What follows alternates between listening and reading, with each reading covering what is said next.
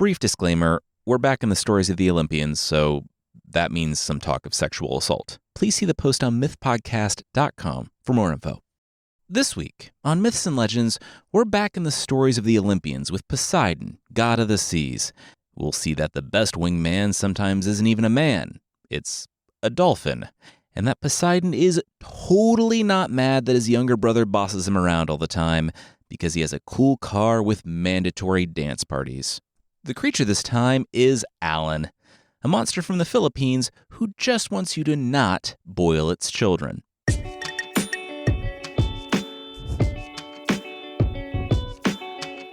This is Myths and Legends, episode 442, The Poseidon Adventures.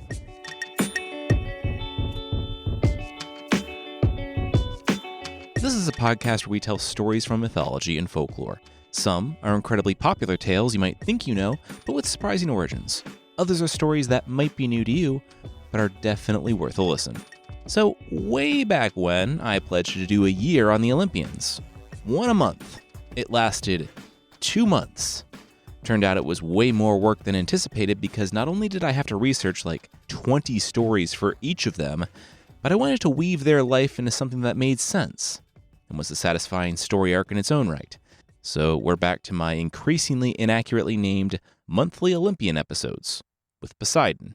We'll talk about this later, but Poseidon doesn't have a lot of stories where he's the main character, so he's a small part of a bunch of them. Think of this like a chapter from Edith Hamilton's mythology or Robert Graves's Greek myths. Sort of like a grand Poseidon overview. One quick note for listeners who maybe haven't listened to every episode of the podcast or have and just, there's a lot of them. Back in Halloween of 2020, we did a bit where Dionysus, god of wine, revelry, and theater, was in The Frogs, an ancient Greek play, which itself is a meta-comedy.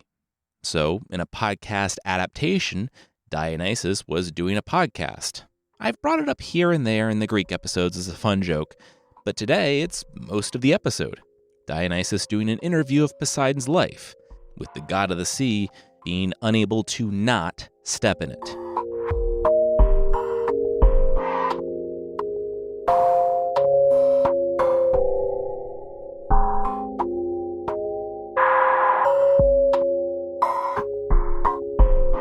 The storm above Dionysus' head began to clear. Finally. He squinted out to sea and saw a head rising from the waves. The storm retreated quickly from its true master, Poseidon, Olympian, god of the sea, horses, and also earthquakes. As he rose, pulled by white horses with golden manes and brazen hooves, made of brass, they weren't particularly bold. As Poseidon rose, the party, apparently, came with him because when his golden chariot emerges from the sea, according to Homer, sea monsters frisk around it. Frisk, in this context, means to frolic. A few very beleaguered octopuses dragged Poseidon's shell-themed seat across the sand and brought him a bottle of wine.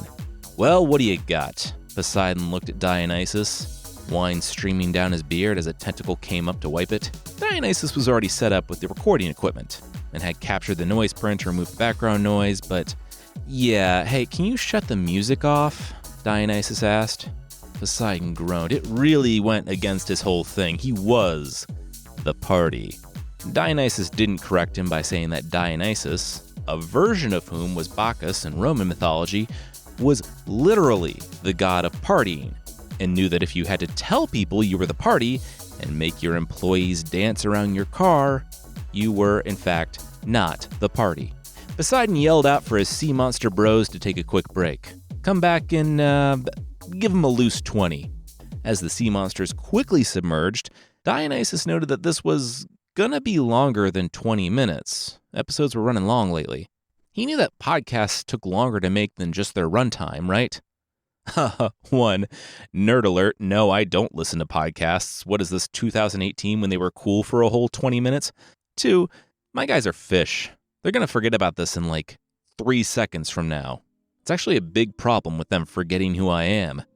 Dionysus didn't note that the whole thing where fish forget every few seconds is a complete myth, and that Poseidon's guys really seem to be capitalizing on that myth and pretending they didn't know him so they didn't have to hang out. but he did want to get started. Flipping through his notes, he worked his way back to the beginning.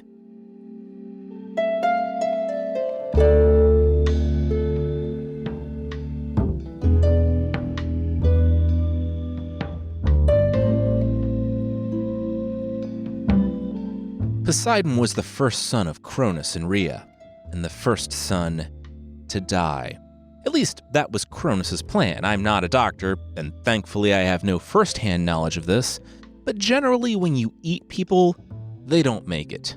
But little did Cronus know, when it came to Poseidon, his oldest son, he wasn't eating his son, but a foal, a baby horse, and Dionysus raised a finger. Poseidon lowered his sunglasses to reveal another pair of sunglasses. He was lounging across from him on the shell of the beach, where they were having their talk. Yes? Were they sure about this? The foal thing? Poseidon said, oh yeah, the horse thing? My mom, Rhea, replaced me with a horse. And my dad ate the horse. Why? Poseidon asked. Okay, two things.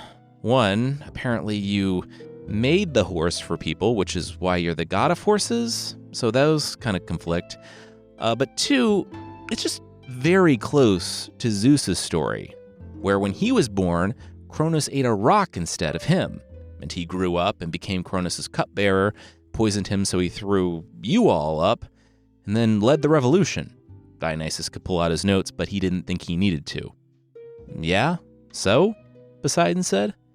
So if you were out the whole time, what were you doing? Baby stuff. Watery baby stuff. Why are you making this a big thing? The Arcadians tell a story of me being replaced with a foal. I was out of Dad's stomach. I was raised in a pasture with, lambs and junk. Poseidon went back to his phone. So you just, met up with Zeus later and joined his revolution instead of being rescued from your father's stomach? Maybe he met up with me, Poseidon shrugged. Maybe he joined my revolution. But did he? Dionysus pressed. Maybe, Poseidon smiled. Dionysus rolled his eyes and resumed. All right.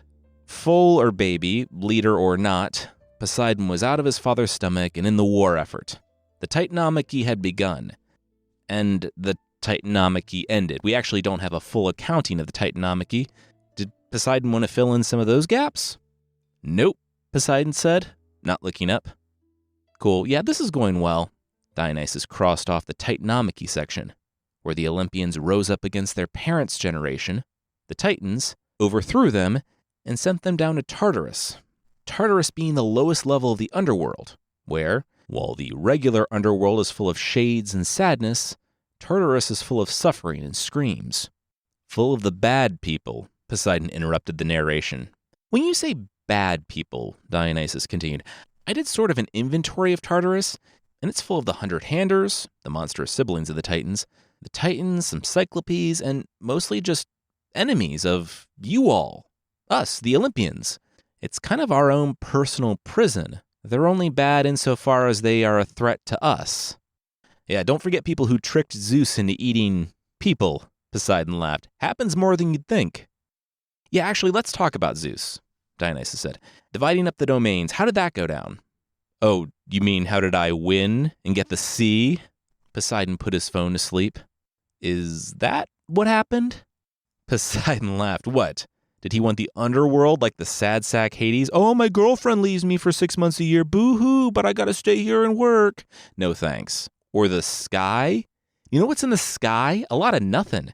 Meanwhile, I got this big blue watery road that all these little guys use all the time. So much worship flowing my way 24/7, 354. So you didn't want to be king of the gods? You're older than him. King. He might be king of all you guys, but he's my little brother. We're basically equal.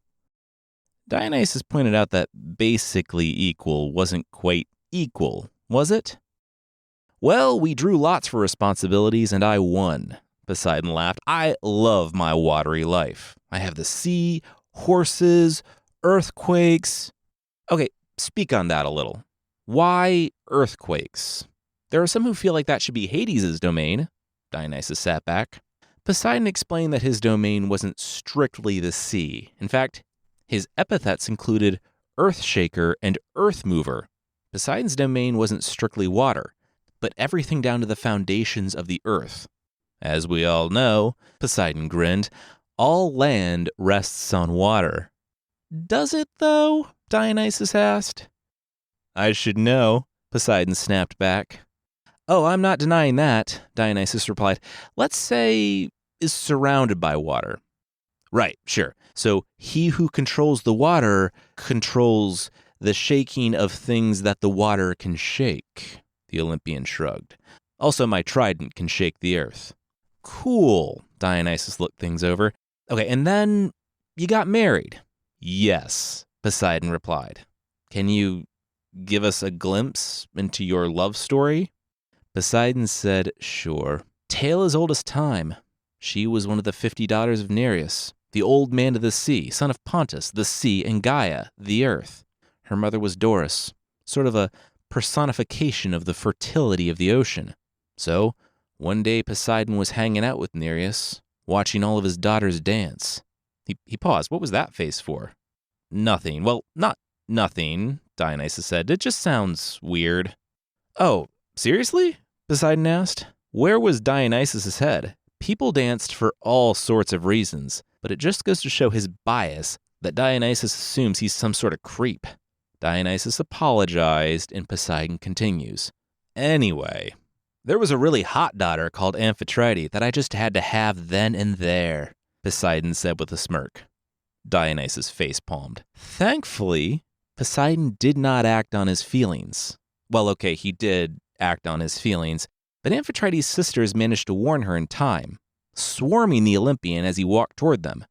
After politely chuckling and nodding to the girls, but desperately searching for the one who had awakened these feelings, Poseidon realized what had happened. Honestly, her running away only made the feelings more intense, Poseidon laughed, not noticing that neither Dionysus nor the production team joined him. So Poseidon sent out the search parties. Amphitrite was smart enough to not hide in the sea or on any of the islands. It said that Poseidon sent out creatures to find her, and while he could have used horses because I guess they were his thing, I like to picture scores of, trout and octopuses emerging from the sea and lasting a few hours while they comb the towns and countryside looking for information, for 5 to 30 minutes each before suffocating. But even though many of his fish minions died, that was a sacrifice Poseidon was willing to make, because he found her. She was in the Atlas Mountains. To close the deal, though, he would need an expert negotiator.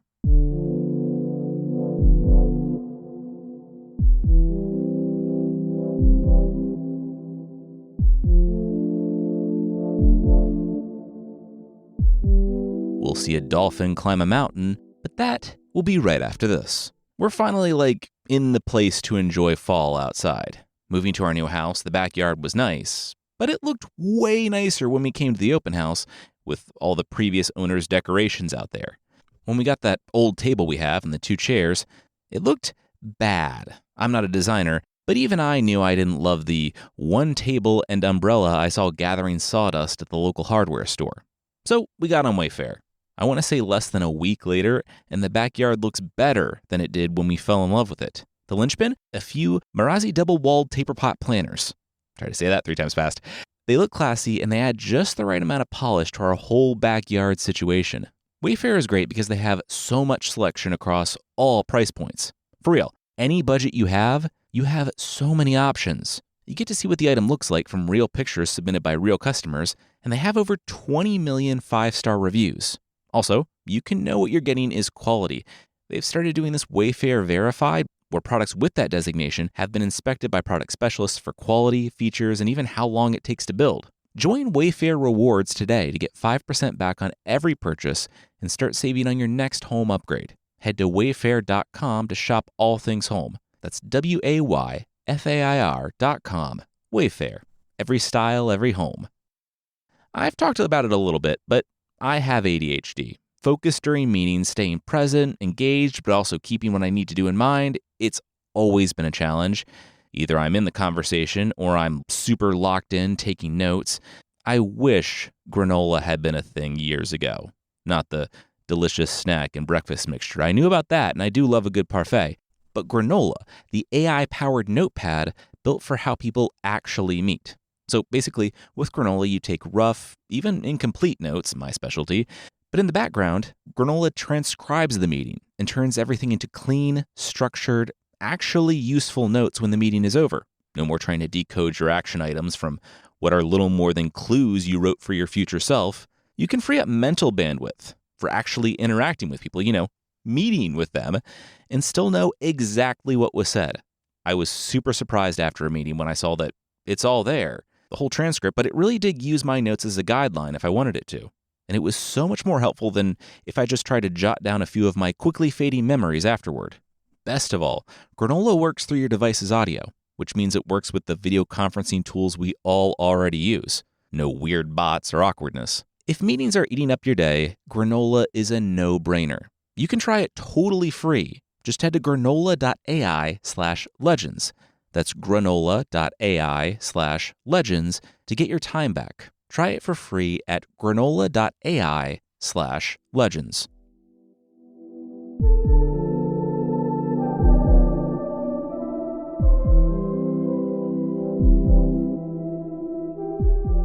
Yes, he is objectively terrible, the dolphin said to Amphitrite, before waving a fin for her to splash some more water on him. Mammal or no, it was very stressful being out of the ocean long enough to climb a mountain. I know what they're like. The Olympians, Amphitrite said. She didn't want to be with him. If you know what they're like, the dolphin said, and I don't mean this as a threat, then you know that he's not going to stop. He sent me to try to talk to you, because arriving himself would spook you, but he knows where you are. His domain surrounds the earth. His brother rules the skies, and his other the underworld. There's no place to go that he won't find you, eventually. The dolphin waved again for more water.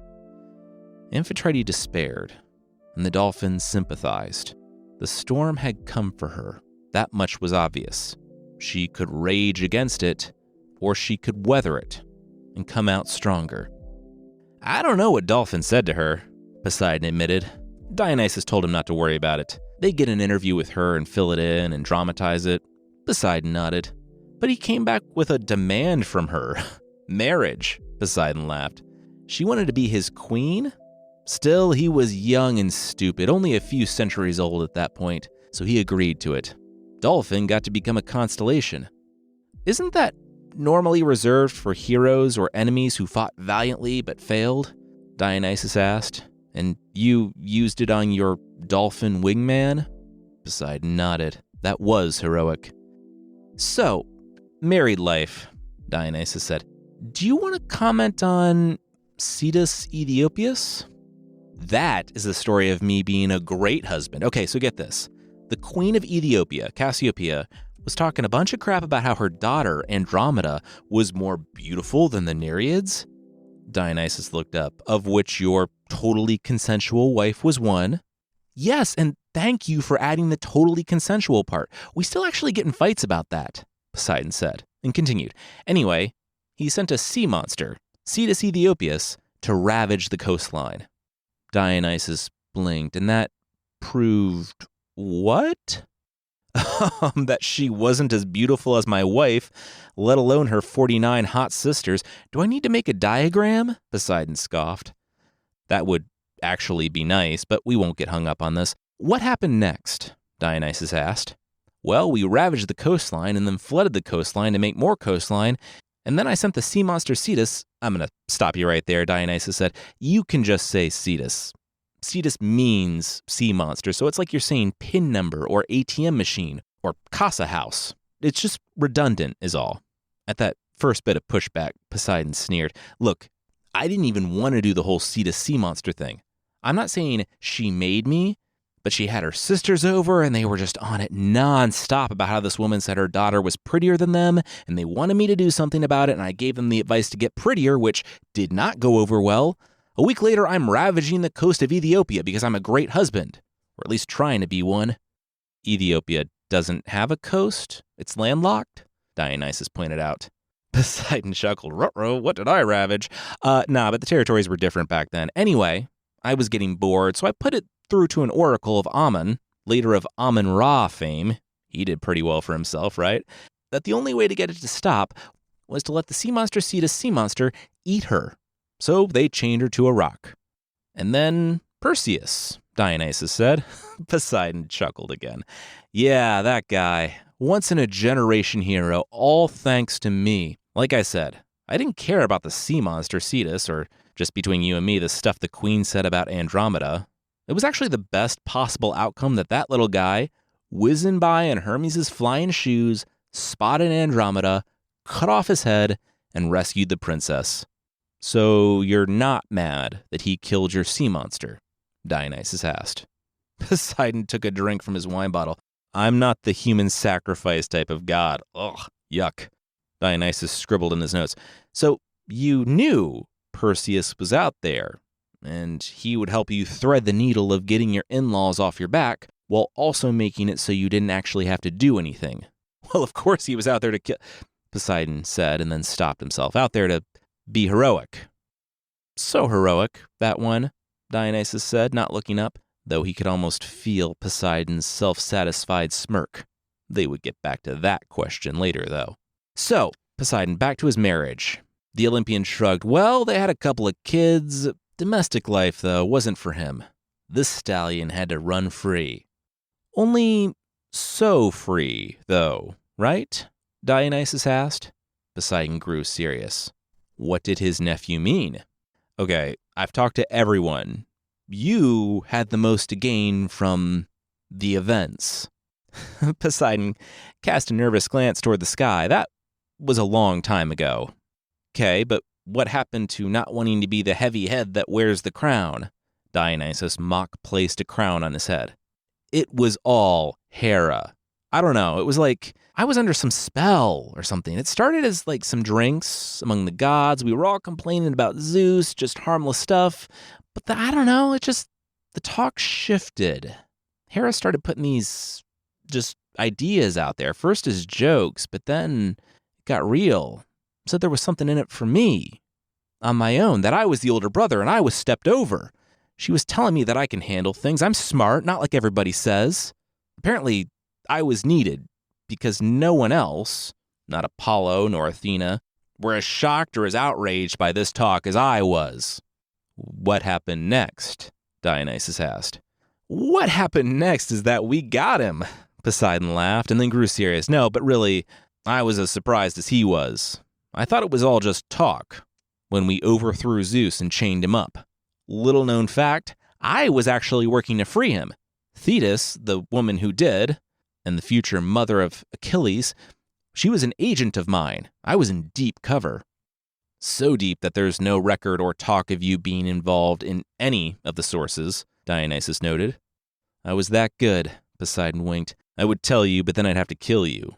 All that stuff is off the record, by the way, at least the parts where I act happy are. That's not how that works, Dionysus noted.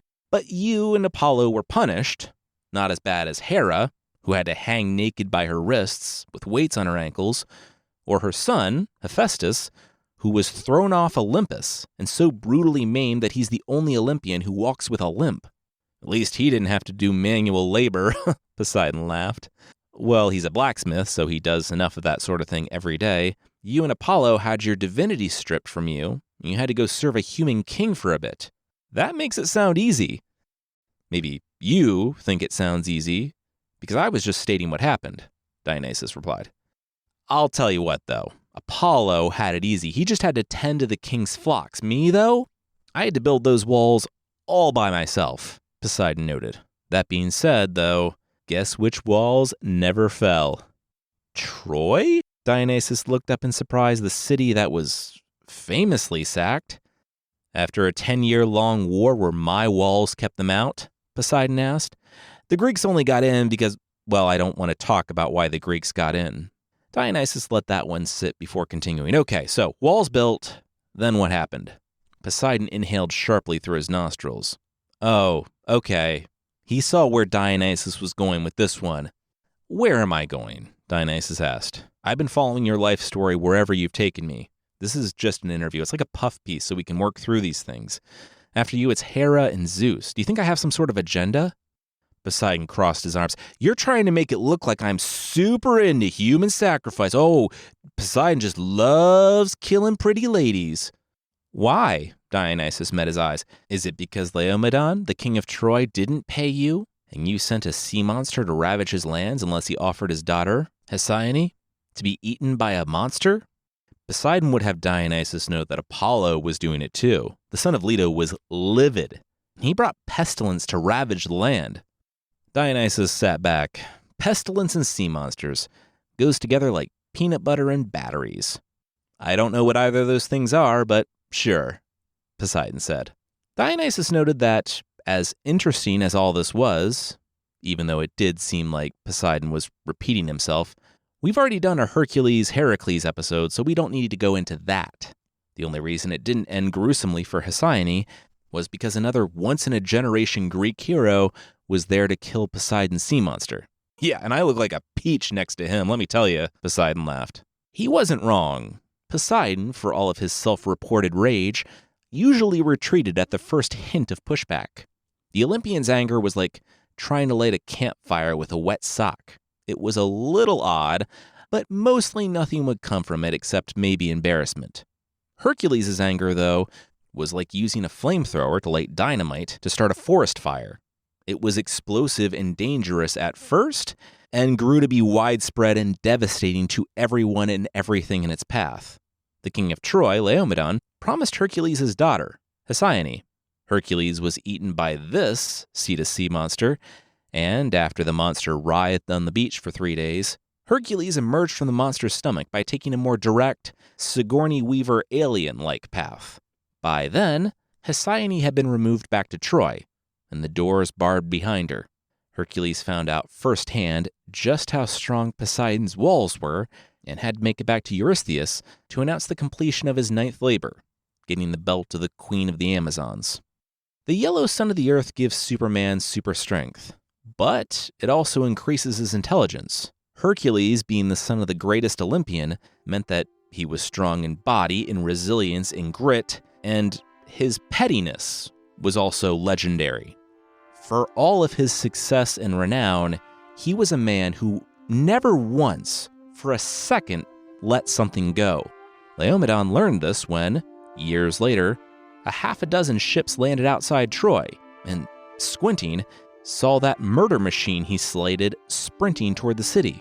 Hercules made it to the doors before they closed this time, and those doors never closed again during Laomedon's reign, because it only lasted about 15 more minutes.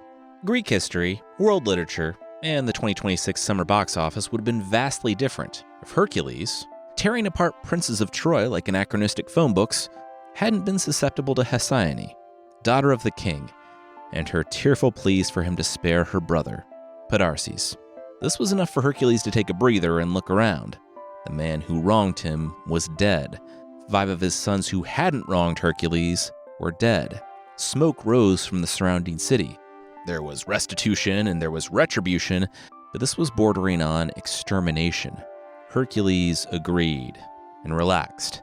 Though kinda knowing that this was exactly how you make an enemy for life, Hercules decided to roll the dice. He had made a lot of enemies, and the last son of a no-name kingdom on the edge of the world would hardly be an issue for him or his people. He couldn't just let Podarces go.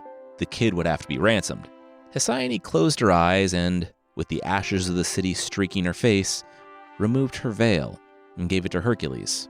Podarces had been bought with his sister's life and freedom. From that day forward, his very name would stand to help him remember her kindness and sacrifice, with him changing it to a variation of to buy. He would be known as Priam. Hercules gave Hesione to his friend and fellow invader, Telamon, the king of Aegina, on an island between Athens and the Peloponnese. Her life contained one final tragedy when, years and years later, King Priam of Troy, now the sole ruler of a thriving and powerful city, sent some messengers to Greece to demand the return of his sister. Both he and his sister were well into their twilight years, and the conflict had been so long ago. He simply begged for any time he had left with his only remaining sibling. The messengers returned with nothing, rebuffed by Telamon. Priam felt himself too old and important to the city to make the journey, so he sent his son, a handsome young man, and the only one of his nearly 50 children better with words than weapons. Paris, as we know, did not come back from Greece alone. But he also didn't come back with Hesione. He came back with Helen, Queen of Sparta. Because of the brazen sacking of his city when he was a boy and the abduction of his sister, Priam apparently felt Paris's return with Helen to be justified. It was one woman. What was the worst that could happen?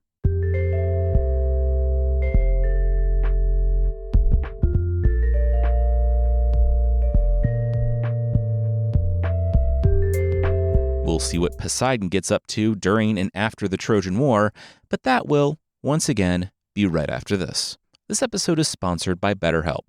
I knew people liked BetterHelp, but actually being able to see the numbers, it's obvious that people love BetterHelp. I mean, okay, I knew that they have an average live therapy session rating of 4.9 out of 5 based on 1.7 million client reviews, but being able to see just a fraction of that is amazing. Really.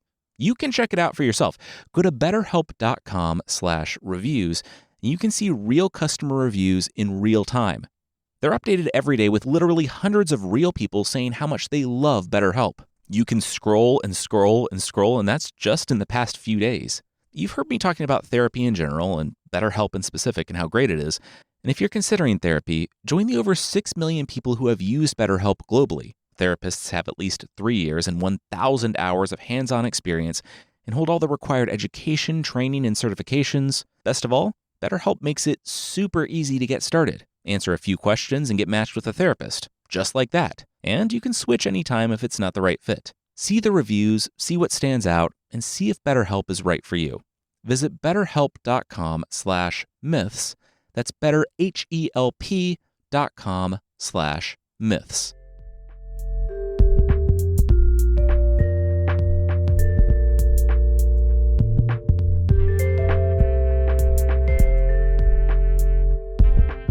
Back with Poseidon. Dionysus asked, "So, where did you land on the Trojan War when it started?" Poseidon snorted awake. "What? Were they still doing this? That was a long aside." Dionysus said, "Yeah. Kind of backed the wrong pop culture horse in early July, so trying to make up for it now with the Troy talk. Who knew a nuanced yet thrilling retelling of a beloved ancient story with an all-star cast would be better received than The Rock in a wig and a muscle suit?" "Kind of everybody, I think," Poseidon said. Sidebar, I'm finally going to go this week to see the Odyssey, so no spoilers, okay? Poseidon, given his bad blood with Priam's dad, and the fact that the invoice for the wall was still outstanding, sided against the Trojans. Of course, Zeus told us to stay out of it. Well, told them. Poseidon's hand wave seemed to imply everyone who was not him. I just popped down a few times. Most importantly was when Hector, the Trojan prince, was about to turn the tide of war. He was burning the Greek camps as they retreated to the sea. I just walked among them, touching their backs and giving them courage. They managed to maintain a foothold and eventually pushed the Trojans back. Okay, Dionysus said, because I actually remember something of a famous confrontation between you and Zeus during the war. Zeus woke and you were fighting for the Greeks, out front, after he ordered the gods to withdraw all help for them so they missed Achilles. So we talked to Iris, the messenger of the Olympians, and she said the message was essentially that he commanded you to get off the battlefield. That if he had to go down there, you better stay out of his reach because he was stronger and would not hold back. She said you talked a lot about being equal and refusing. She asked if you wanted to reconsider. You did. And it ended with you asserting your equality, but capitulating to all of his demands. That doesn't ring any bells, Poseidon said in such a way that seemed to imply his head was currently a carillon. Book 15 of the Iliad? Dionysus said. Poseidon shook his head. Can't say I've heard of that one. Iliad? Grilliad? Text me with the title. I'll look into it. Yeah, okay. Dionysus said they didn't need to recount the Trojan War. A decade-long war of attrition where even Homer looked at it and was like, what if we just jump in the last year? And then also still don't actually tell the end of the war. We should talk about Odysseus, though, Dionysus said. Poseidon grimaced and fortified himself with a little bit of an entire bottle of wine. Odysseus, oh my gosh, okay. Oh, he's so wily, he uses his thinky powers to solve problems. How is that manly? That's not what we made those guys for. And also to add insult to injury, He blinds my son. Dionysus made a show of flipping through his notes. Well, yeah, okay, we should talk about that. Polyphemus, right? When did Amphitrite give birth to him? I must have missed that. Oh, he was actually born to a different woman. A nymph, Thusa, Poseidon said. Was that a common thing? You having children with other women? Nope, Poseidon said. Just a one-time thing. Xanthias? Dionysus turned back to the enslaved man, who also served as his producer. 60 to 70 kids documented in the sources, likely over 100 total, Xanthias said. I meant one-time thing with her, Poseidon smiled. In fact, according to some Romans, Scylla, one of the monsters that menaced Odysseus on his journey, was only that way because Amphitrite discovered an affair and poisoned the spring where Scylla, once a beautiful naiad, bathed. In another instance, Poseidon turned himself into a ram and kidnapped Theophane, taking her to an island where he fathered the ram with the golden fleece, the same golden fleece that would find its way to Colchis and be the MacGuffin the Argonauts would go after. He fathered the Aloedae, 2 giants. When the princess Iphimedia sat down in the ocean, because that's apparently a thing, the giants would go on to storm Olympus and lose. Poseidon claims parentage of Theseus, but that's dubious, given how successful Theseus was. Theseus, too, also didn't just blind, but killed not 1, but 2 sons of Poseidon on his way to Athens. Weird that you would choose this child to get so angry about, Dionysus said and tapped his paper. I mean, yeah, he was blinded by Odysseus, but he also trapped the guy and his men in his cave and was eating them one by one, so... So? He's a Cyclops. You, criticizing my parenting now? Poseidon asked. You don't enter a bear's cave and expect the bear not to attack you. They had it coming. Well, you got him back, right, Odysseus? Dionysus said. He famously never returned home after you decided to make him the object of your wrath. Poseidon clenched his jaw. I decided to let it go. Little guy had been through enough. He was on his last leg, practically broken. Yeah, so broken that he only killed over 100 suitors, most of which were under half his age. Let's be real. You've had a long-standing feud with Athena, who jumped in to champion her case for Odysseus before Zeus. There was a history here. Despite Poseidon's assertions that he was totally not mad at getting the sea, he made several overtures to try to gain control of cities or land in Greece. Athens was the most popular story.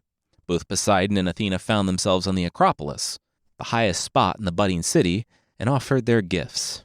Athena, an olive tree, something that required skill, careful cultivation, and planning, but which would yield a bounty year upon year. Poseidon struck the earth and produced a saltwater spring, a spring that, year upon year, would yield salt water, something they could get at the sea 3 miles away. In some versions, this was left to the mortals to decide, so it was put to a vote. Men, by and large, I guess, voted for Poseidon. Every woman voted for Athena, and Athena won by a narrow margin. Poseidon threw a tantrum and flooded parts of the city, and, to appease his wrath, the rulers of the city took away women's right to vote in public matters and forbade anyone from taking their mother's surname. In his further territory, I'm not going to say grab because he didn't actually get anything, he lost Aegina to Zeus, Corinth to Helios, Naxos to Dionysus, Argos to Hera. At this point, he straight up refused to show up in front of his Olympian brethren because they were obviously biased and the whole thing was rigged against him. He still lost, though, and dries up the rivers around Argos. You even lost a second one to Athena, a town called Treason, callback to episode 17a, Dionysus said. You can't help but lose to her. Oh my gosh, Athena, yeah, people call me petty, but she's the one with an axe to grind, or a spear, rather, and she just had to keep going, even after committing character assassination with that whole Medusa thing. Shoot, Poseidon said. Dionysus hid his smile. He was the god of theater, after all. So, about Medusa, Dionysus folded his notes. Nope, that was the one thing my people said it was off limits for this talk, Poseidon pointed. Well, if that's what they said, I didn't know because it was a lot of fish moistening up the documents and gurgling, but you were the one who just brought it up, Dionysus pointed out, and then said, what if I told you we could turn off the mics, just you and me talking? Despite the protests from Poseidon's octopus manager/attorney, Poseidon nodded. Sure, he respected Dionysus and wanted him to know that he wasn't a bad guy. Dionysus turned around. Can we do that? Xanthias gave him a thumbs up. Okay, what happened to Medusa was not my fault, Poseidon said. You raping her in Athena's temple? Dionysus said, arching his eyebrows. Well, you see, there are some nuances in ancient Greek literature where things like ravished and seized or carried off are used, and the concept of, no, we're going to call it what it is, Dionysus said. You know what you did. And that's why Athena responded so strongly. The temple had been violated, polluted by your action. But she couldn't go after you, could she? So Medusa had to absorb even more disastrous consequences of the desecration of a sacred space. Medusa had to become a monster, the Gorgon with snake hair, whose gaze could turn people to stone. You got lucky. Your guilt was turned into a footnote, a story of a hero and a monster. And maybe Athena humiliating you at every opportunity was the way she could hold you to account for Medusa. Poseidon rose and looked Dionysus directly in the eye. Storm clouds formed above him. My guilt. You young ones, where were you when we were fighting the Titans, carving out this world you now claim a right to? We don't have rights. We have to take what we want. I am the sea. You wanted someone to represent and control the uncontrollable, and you got him. Long after the cities are gone, claimed by me, I will be here. So no, I don't conform to any justice but my own. Like the sea, I take. And I don't answer for what I take, especially to people, or Athena, or even my brother. Dionysus shuddered. Ooh, chills. That is good stuff. Wait, for real? Poseidon asked, eyes widening at the first morsel of acceptance from literally anyone he couldn't compel to love him. You like it? Was that good?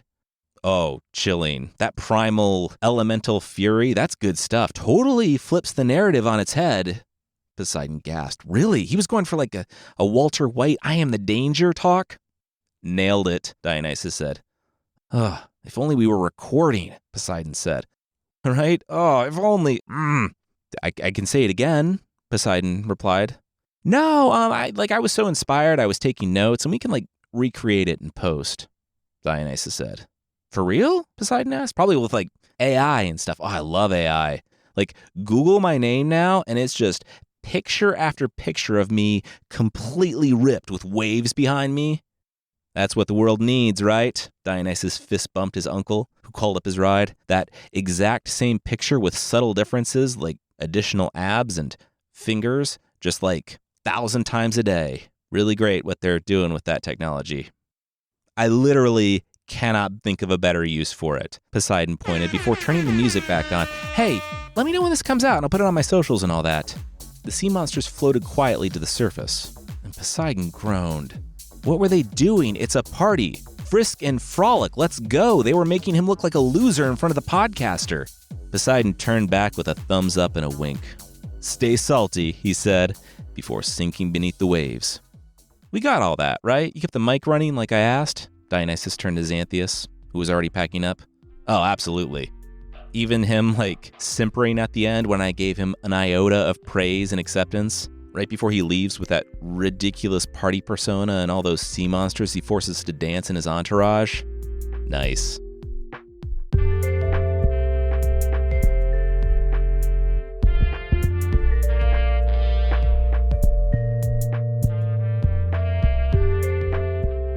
Poseidon has been a secondary character in many of the stories we've told on this podcast, but there are not a lot where he's the protagonist, and after doing a deep dive into his life story, I can see why.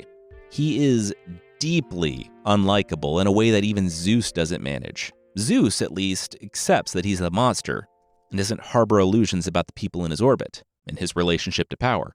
I found the idea of Poseidon being someone who didn't really understand the nature of his own power to be really compelling.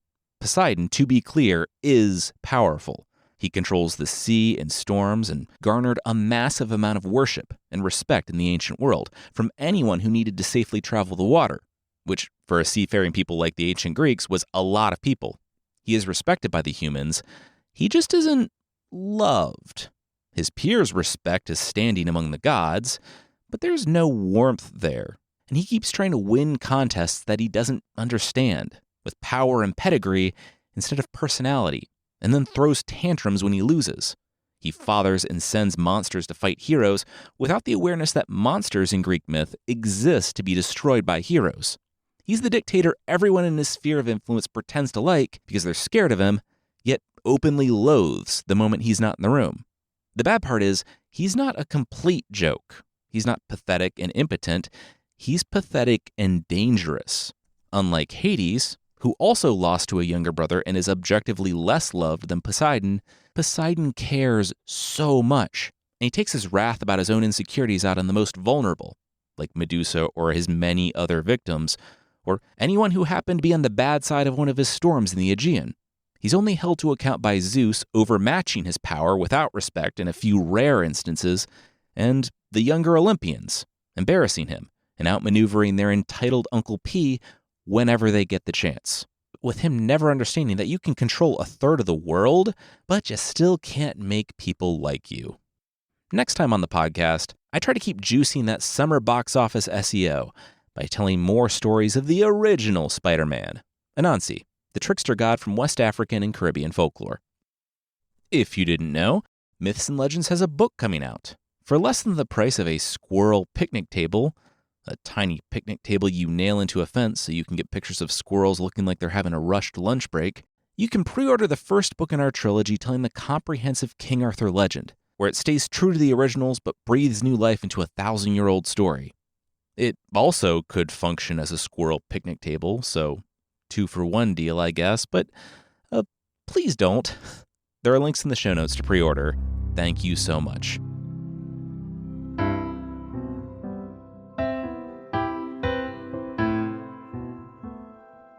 The creature this time is Alan, from Tinggian folklore, in the Philippines. You wonder how much of Dracula's success has been branding. Would he be as feared if he wasn't some long-dead Eastern European tyrant who lived in a spooky castle? Would it be the same if he slept upside down from trees in the woods, put gold and beads on people, and went by the name The Alan? I mean, you should be equally afraid because the Alan will promise to burn down your house. And then they'll make good on that promise by burning down your house. One story has a weary wanderer seeing those winged, humanoid creatures hanging in the woods like bats. He tried to run, but he was too frightened and fell over. The creatures put gold and beads on him and celebrated an easy win. It was probably as close to breakfast in bed as you can get as a giant Batman. The golden beads were part of a funeral rite, but the man summoned the courage to stand up and yell at them to go away. And maybe shocked, maybe bemused, they said, sure.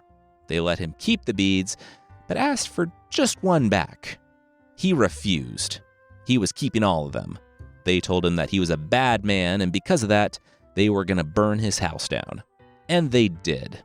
Another story has 2 travelers spearing a wild pig, but having no fire with which to cook it.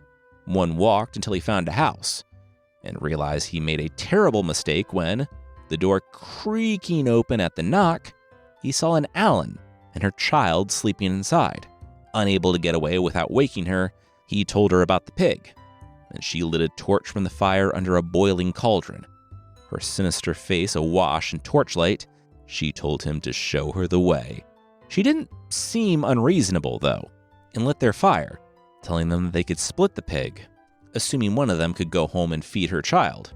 With a swipe of her fingers, she got rid of any possible other, more threatening reading of that statement when she sliced the pig open and plucked out its liver. Cooking it briefly, she handed it to the man who knew the way back to her house. I've eaten liver once, and it's not something I'm super inclined to do again, but the traveler was starving.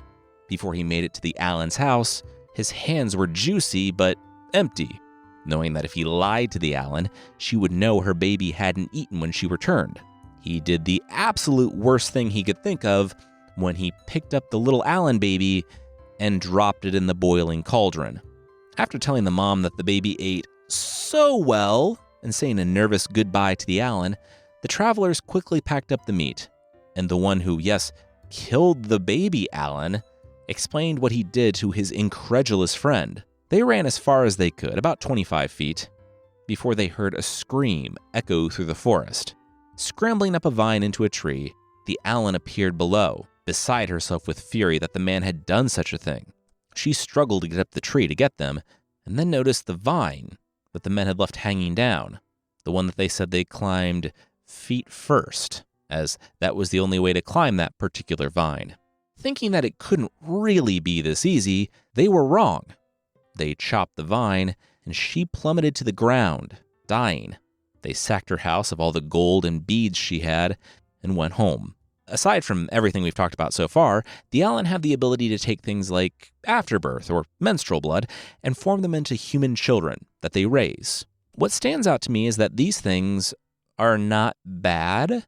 They don't actually seem to hurt people, and they seem very fair. Splitting the pig in one story and letting the man keep almost all of the funeral beads they laid out when they thought he was so cowardly that they killed him. Things only turned sour when one kept the bead, and the other tossed the child into a cauldron of boiling water. So yeah, give them back their beads and don't boil their children, and you should be fine.